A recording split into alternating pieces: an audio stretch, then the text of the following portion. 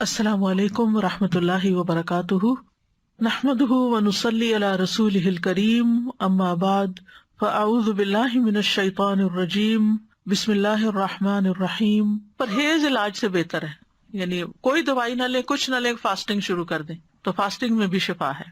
اور پھر دعائیں، آیات، سب سے بڑھ کر سورۃ الفاتحہ جس کا نام یہ شفا ہے، سورۃ الفاتحہ سے علاج کریں۔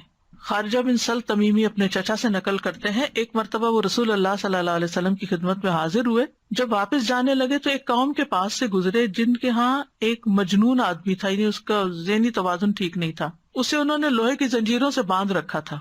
اس کے اہل خانہ کہنے لگے، ہمیں معلوم ہوا کہ تمہارا یہ ساتھی یعنی نبی صلی اللہ علیہ وسلم کو خیر لے کے آیا ہے، وہ خود نہیں ہوں گے مسلمان، نہیں پتا ہوگا، تو کیا اس کے پاس کوئی ایسی چیز ہے کہ جس سے علاج کیا جائے اس کا؟ وہ کہتے ہیں کہ میں نے سورۃ فاتحہ پڑھ کر دم کیا تو وہ ٹھیک ہو گیا۔ یقین اصل چیز ہے نا، کہ یقین کتنا ہے۔ ایک لیکچر یقین پر بھی ہونا چاہیے، کیونکہ نا دین کے معاملے میں، دعاؤں کے معاملے میں ہمارا یقین نہیں ہوتا۔ الثقۃ باللہ۔ پھر جو منزل ہم پڑھتے ہیں اس میں سورۃ فاتحہ کے علاوہ آیت الکرسی ہے، البقرہ کی آخری 2 آیات ہیں، کیونکہ نبی صلی اللہ علیہ وسلم نے فرمایا جس نے سورۃ البقرہ کی آخری 2 آیات ایک رات کو پڑھی وہ اسے ہر آفت سے بچانے کے لیے کافی ہوں گی۔ اور آیت الکرسی کا تو فائدہ آپ کو معلوم ہی ہے۔ پھر معوذات ہیں، قل هو اللہ احد، قل اعوذ برب الفلق، قل اعوذ برب الناس۔ نبی صلی اللہ علیہ وسلم نے فرمایا صبح اور شام 3 بار معوذات کہہ لو تو یہ ہر چیز سے تمہیں کفایت کریں گی۔ پھر یہ دعا جو کل میں نے آپ کو بتائی تھی، انی مسنی الضر وانت ارحم الراحمین۔ اور اگر وسوسے آ رہے ہیں بہت اور بے چینی ہے اور دل پریشان ہے تو انی مسنی الشیطان بنصب وعذاب، کہ شیطان نے مجھے سخت تکلیف اور عذاب میں ڈال رکھا ہے، یعنی وسوسوں اور نیگیٹو تھنکنگ کی وجہ سے۔ حضرت ایوب علیہ السلام کا حال یاد کر کے اور پھر انت ارحم الراحمین بھی کہیں ساتھ۔ اور پھر ایوب علیہ السلام کا انداز جو ہے نا دعا کا، وہ بڑا خوبصورت ہے، وانت ارحم الراحمین، اور اپنے حال کا ذکر کیا کہ اللہ میں تکلیف میں ہوں، آپ جانتے ہیں۔ تو ہم اس طرح بھی دعائیں کر سکتے ہیں، یا اللہ آپ نے ایوب علیہ السلام کو صحت دی تھی، یا اللہ آپ نے زکریا علیہ السلام کو بیٹا دیا تھا، یا اللہ آپ نے یوسف علیہ السلام کو لوٹا دیا تھا، یا اللہ آپ نے موسیٰ علیہ السلام کی حفاظت کی تھی، یا اللہ آپ میری یہ تکلیف دور کر دیں۔ وہ سورۃ الانبیاء میں وہ اتنی خوبصورت دعائیں پڑھتے ہیں تو دل پگھلتا ہے، سارے انبیاء کی جو دعائیں قبول ہوتی گئیں ان کا واسطہ دے کر کے اللہ آپ نے ان سب کی دعائیں قبول کی، آپ میری بھی دعا قبول کریں اور میری یہ تکلیف دور کر دیں۔ اور پھر یہ ہے کہ جیسے نیک لوگ اللہ سے اچھا گمان رکھتے تھے، ابراہیم علیہ السلام نے کہا وَإِذَا مَرِضْتُ فَهُوَ يَشْفِينِ، وہ مجھے شفا دیتا ہے جب میں بیمار ہوتا ہوں۔ یہ یقین ہو اور پھر اس طرح شفا مانگے اللہ سے کہ اللہ تعالیٰ آپ کے ہاتھ میں شفا، بیدک الشفا۔ پھر وہ جو مسنون دعائیں گرین کارڈ کی ہیں، امسح البأس رب الناس بیدک الشفا، لا یکشف الکرب الا انت، اے لوگوں کے رب تکلیف دور کر دے، تیرے ہی ہاتھ میں شفا ہے، تیرے سوا اس کو کوئی دور کرنے والا نہیں۔ نبی صلی اللہ علیہ وسلم بیمار پر ان الفاظ کے ساتھ دم کیا کرتے تھے۔ اور پھر ایک اور روایت میں آتا ہے، انس رضی اللہ عنہ کہتے ہیں کہ میں تم پر وہ دعا پڑھ کر کیوں نہ دم کروں جسے رسول اللہ صلی اللہ علیہ وسلم پڑھتے تھے۔ تو حضرت ثابت کی طبیعت خراب تھی تو انہوں نے کہا ضرور کیجیے، تو حضرت انس نے ان الفاظ کے ساتھ دم کیا، اللہم رب الناس مذہب البأس اشفی انت الشافی لا شافی الا انت شفاء لا یغادر سقما۔ پھر اسی طرح یہ ہے کہ اگر کوئی جل جائے تو اس کا علاج نبی صلی اللہ علیہ وسلم نے کس طرح کیا۔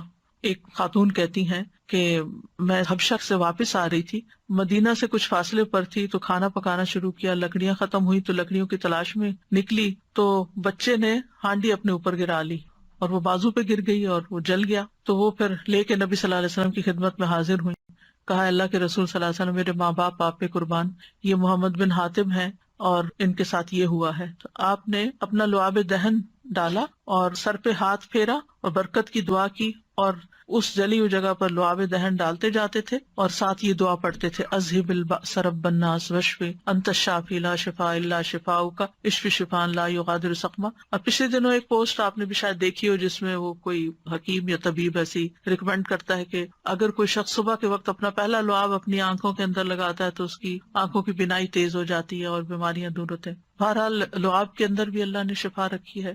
اور پھر اسی طرح خود کو تکلیف ہو، اور یہ تو میں نے بہت دفعہ آزمایا ہے کہ درد کی جگہ پر ہاتھ رکھ کے انسان 3 دفعہ بسم اللہ پڑھے اور 7 دفعہ اعوذ بعزت اللہ وقدرتی من شر ما اجد واحاذر.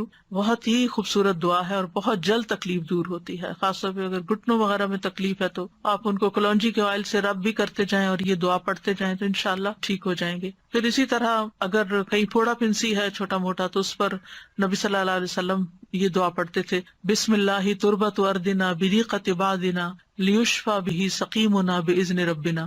اللہ کے نام کے ساتھ ہماری زمین کی مٹی، یعنی جس زمین پہ انسان رہتا ہے وہیں کی مٹی لے سکتا ہے اگر مدینہ کی مٹی نہ ہو. ہمارے رب کے حکم سے ہم میں سے بعض کے لعاب کے ساتھ ہمارے بیمار کو شفا دی جائے. یعنی وہاں پر کوئی بڑی بڑی فارمیسیز نہیں تھی، کوئی اور علاج کے لیے ہاسپٹل نہیں تھے، تو یہی چیزیں جو تھیں نبی صلی اللہ علیہ وسلم نے عملاً کر کے دکھائیں اور لوگوں کو فائدہ بھی پہنچا. تو نبی صلی اللہ علیہ وسلم کسی کے جسم پر کوئی پھوڑا، کوئی زخم، کوئی تکلیف ہوتی تو لعاب کے ساتھ مٹی لگا کے اس جگہ پر لگا دیتے تھے. اور راکھ کا لگانا جو ہے، آپ صلی اللہ علیہ وسلم کو جب جنگ احد میں آپ کو تکلیف پہنچی تھی تو حضرت فاطمہ نے چٹائی جلا کے اس کی راکھ جو تھی وہ وہاں لگا کے تو پٹی کی تھی، تو اس میں بھی اللہ تعالیٰ نے شفا رکھی ہے. اور پھر اسی طرح تکلیف اور پریشانی کے وقت کی جو عام دعائیں ہیں وہ بھی پڑھنی چاہیے. یا حی یا قیوم برحمتک استغیث اللہ اللہ ربی لا اشرک بہ شیئا. پھر اسی طرح لا الہ الا انت سبحانک انی کنت من الظالمین. پھر نبی صلی اللہ علیہ وسلم جب کرب اور تکلیف اور پریشانی اور بے چینی ہوتی تھی اس وقت پڑھتے تھے لا الہ الا اللہ العظیم الحلیم، لا الہ الا اللہ رب العرش العظیم، لا الہ الا اللہ رب السماوات ورب الارض ورب العرش الکریم. یعنی عرش سب سے بڑی چیز ہے نا مخلوقات میں سے، تو اس کے رب کا واسطہ دے کر پھر دعا کرتے تھے. پھر اسی طرح عافیت کی دعائیں بھی مانگنی چاہیے کہ اللہ تعالیٰ بیماریوں سے محفوظ رکھ، خاص طور پر جب کوئی وبا وغیرہ پھیلی ہو یا آپ کسی بیمار کو دیکھیں یا ہاسپٹل میں جائیں یا کسی کی تیمارداری کرنے جائیں. ویسے بھی صبح شام 3 دفعہ اللہم عافنی فی بدنی، اللہم عافنی فی سمعی، اللہم عافنی فی بصری، لا الہ الا انت. پھر اللہم انی اعوذ بک من زوال نعمتک وتحول عافیتک وفجاءۃ نقمتک وجمیع سخطک. اے اللہ بے شک میں تیری پناہ لیتا ہوں اس بات سے کہ تیری دی ہوئی کوئی نعمت مجھ سے چھن جائے اور تیری دی ہوئی عافیت پلٹ جائے اور کوئی ناگہانی عذاب آ جائے، اور میں تیری تمام ناراضگیوں سے تیری پناہ لیتا ہوں. اور پھر اللہم انی اعوذ بک من جہد البلاء ودرک الشقاء وسوء القضاء وشماتۃ الاعداء. اے اللہ بے شک میں تیری پناہ مانگتا ہوں سخت مصیبت، بدبختی لاحق ہونے، بری تقدیر اور دشمنوں کے خوش ہونے سے.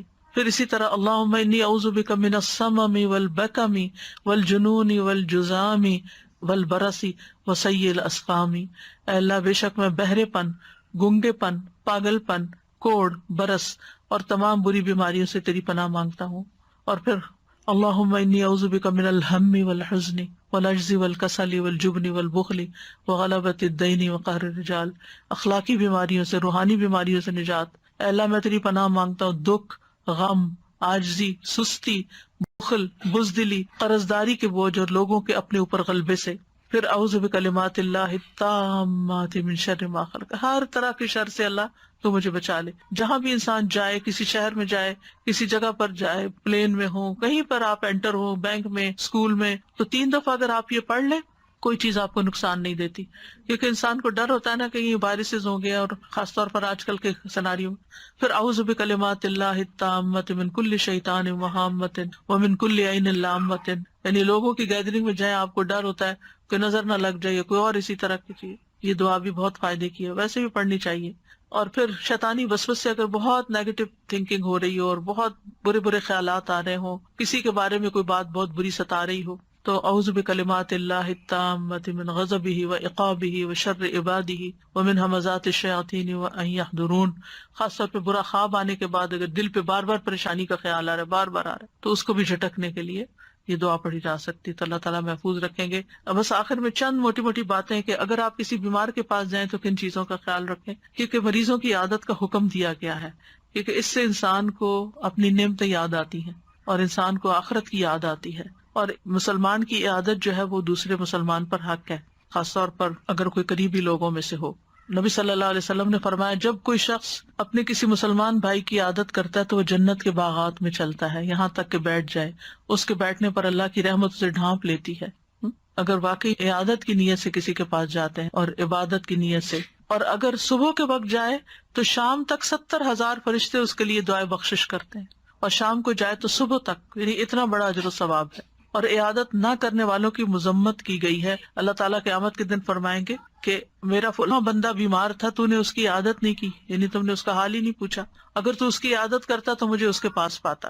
عیادت کرتے وقت اسے اجر کی خوشخبری دی جاتی ہے، اور مریض کو دعا دے کر خوش کریں، ہو سکے اس کو دم کر دیں اور دعا کا کارڈ دے دیں، کوئی بھی ایسی چیز اس کو بتائیں کہ یہ بیماری اس کے درجات کی بلندی کا ذریعہ، اچھی باتیں کریں، حوصلہ افزائی کریں، غم گساری کریں۔ اور عیادت کے وقت کی دعاؤں میں لا بأس طہور انشاءاللہ، کوئی بات نہیں، ٹھیک ہو جاؤ گے، سب صاف ہو جائے گا۔ اگر اور دعائیں آپ کو لمبی چوڑی نہیں بھی آتی تو سورۃ فاتحہ تو سب کو آتی، سورۃ فاتحہ پڑھ کے دم کر دیں، معوذات پڑھ کے دم کر دیں، اور پھر اسأل اللہ العظیم رب العرش العظیم ان یشفیک 7 دفعہ پڑھ کے آپ اس پہ دم کر دیں۔ نبی صلی اللہ علیہ وسلم نے فرمایا جو مسلمان کسی بیمار کی عیادت کے لیے اس کے پاس آئے جس کی موت کا وقت نہ آیا ہو، اور 7 مرتبہ یہ پڑھے تو اللہ تعالیٰ اس کو شفا عطا کر دیتا ہے۔ تو یہ بیمار کے لیے پڑھنی چاہیے۔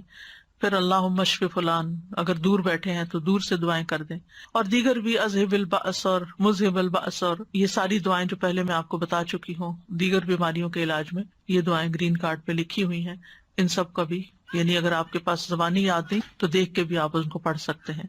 اور ساتھ اپنے لیے بھی ایک دعا مانگیں کہ اللہ مجھے اس سے عافیت میں رکھنا، یعنی الحمدللہ الذی عافانی مما ابتلاک بہ وفضلنی علی کثیر ممن خلق تفضیلا۔ تو حدیث میں آتا ہے کہ جو یہ پڑھے گا اس مصیبت سے محفوظ رہے گا جس میں دوسرا مبتلا ہے۔ تو اللہ تعالیٰ ہمیں بیماریوں میں اور ساری تکلیفوں میں درست رویہ اختیار کرنے کی توفیق دے، اور سنت کے مطابق علاج بھی اور بہیو کرنے کی توفیق دے جس سے اللہ تعالیٰ راضی ہو جائے۔ یہ ایک باری امتحان ہے، اس امتحان کو پاس کرنا ضروری ہے، اور پاس کرنے پر بہت بڑے درجات ہیں، اور اگر انسان اس پر ناکام ہو جاتا ہے تو دنیا میں بھی تکلیف اور آخرت کی بھی تکلیف۔